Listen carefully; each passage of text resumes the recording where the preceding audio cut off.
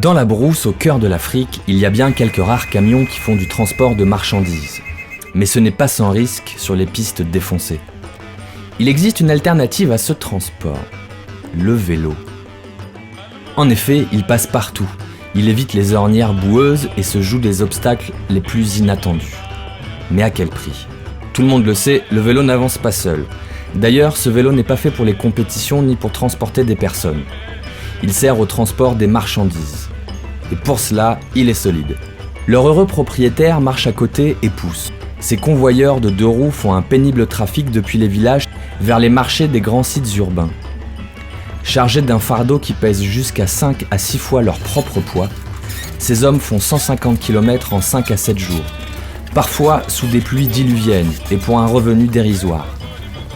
Quand le trafic commercial ne marche pas bien dans une région, ces forçats de la piste vont dans une autre direction et n'hésitent pas à faire 8 ou 900 km, soit la distance Lille-Toulouse.